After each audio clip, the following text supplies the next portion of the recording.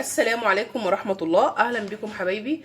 هنعمل مع بعض البسبوسة، بسبوسة الأكياس. يعني احنا كلنا قعدنا فترة في حياتنا هي البسبوسة هي الأكياس، يعني مش دي سيمولينا وكده. لسه الموضوع السيمولينا وكده مش من كتير قوي يعني، بس عايزين نعملها بطريقة ناجحة لأن في ناس ما زالت بتحب تستخدم بسبوسة الأكياس.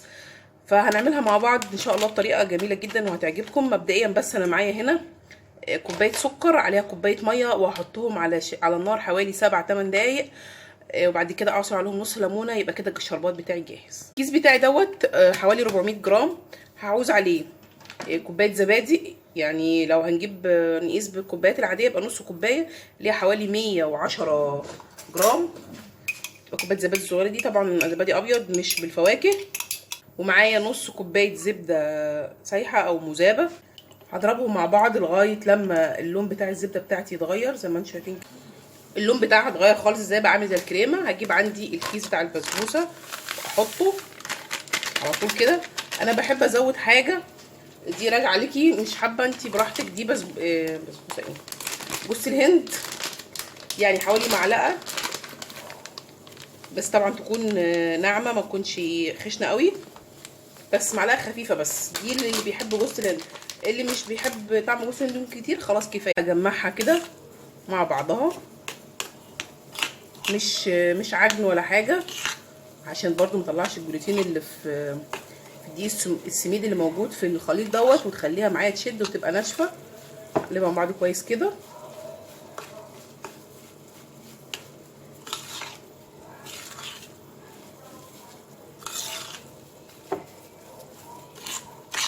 خلاص كده.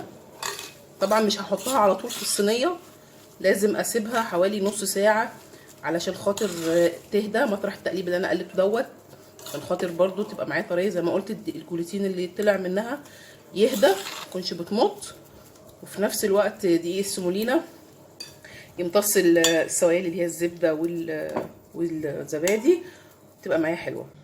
بعد ما سبت البسبوسه بتاعتي ارتاحت شويه، جبت الصينيه اللي هشتغل فيها ودهنتها زبده. الزبده حلوه قوي علشان خاطر هتضغي على الريحه، يعني تخلي كانها هي طبيعي معموله كلها بالزبده، فهتبين ريحه الزبده. يعني لو حطيت اي حاجه تانية تحت هتضيع ريحه الزبده. وانزل عندي بقى بيها. شايفين الخليط بتاعي يتماسك ازاي؟ عشان شرب الماده السائله والدقيق بتاع السيمولينا اللي موجود عندي نفش زي ما بيقولوا كده.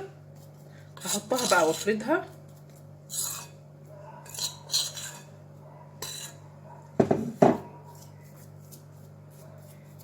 دلوقتي بستخدم المعلقه بس، بعد كده هستخدم ايدي عشان هي اللي تقدر تحدد لي هي كلها سمكه واحده ولا لا. يعني معلقه بس، يعني ايه، مرحله كده. تمام. هبدا بقى. هي بتبقى رقيقه ما بتبقاش تخينه. ما بنحطش عليها بيكنج باودر، ما بنحطش عليها اي حاجه لان هي فيها. تمام. لو حطيتي عليها بيكنج باودر هتنفش، تبقى عاليه، مش هتبقى بسبوسه، هتبقى عامله زي الكيكه. هنلفها كده ونظبط الارتفاع بتاعها. انت بايدك كده هتحسي الحته دي عاليه الحته دي واطيه، تبداي ايه تظبطيها زي ما انا بعمل كده. يعني انا حاسه ان دي واطيه عندي، باخد من هنا لهنا بقى، احس تحت ايدي بالمنظر ده كده. اخدها تحت كف ايدي عشان اضيع شكل الصوابع واظبط الحروف. راجع ليكي زي ما تحبي ان انت تسيبيها كده بيضه، تقطعيها بس تحدديها، تحطي عليها اي نوع مكسرات، حتى لو سوداني اي حاجه، ده بتاعك انتي. حتى لو مش هتحطي حاجه ممكن تحطي رشه جوز الهند وتضغطيها برضو، ده تبعك انتي، مش براحتك يعني. وخلاص كده الفرن شغال على درجه حراره 180. هحطها برضو في رف اللي هو تحت يعني ايه الاوسط، لا تحتيه بواحده كده، بحيث انها تاخد فوق وتحت مره واحده، يعني مش ان انا هضطر ان انا احطها كده وكده. تمام.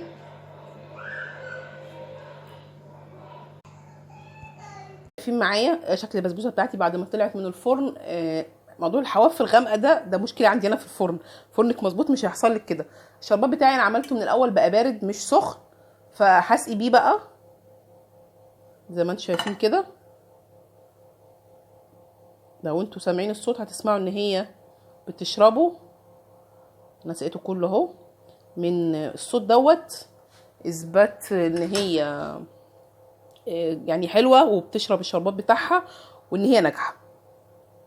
انا دلوقتي بقى هغطيها علشان خاطر تهدى معايا براحتها وما تبقاش ناشفه وفي نفس الوقت تبقى معايا مرمله. وبعد ما تهدى خالص، مش هقطعها، بعد ما تهدى خالص هرجع اوريكم شكلها عامل ازاي. زي ما انتم شايفين مرمله ازاي، فرفتت. هي لو هدت شويه تبقى مرمله خالص، هتبقى متماسكه خالص. شايفين دايبه دايبه جميله جدا اهي، مرمله خالص. اتمنى ان شاء الله كده ان انتوا تجربوها تعجبكم وتعجب اولادكم. ما تنسوش بقى الاول مره تشوفوا القناه تشتركوا فيها وتفعلوا الجرس عشان يوصلكم كل جديد. اشوفكم على خير الوصفه الجايه، والسلام عليكم ورحمه الله وبركاته.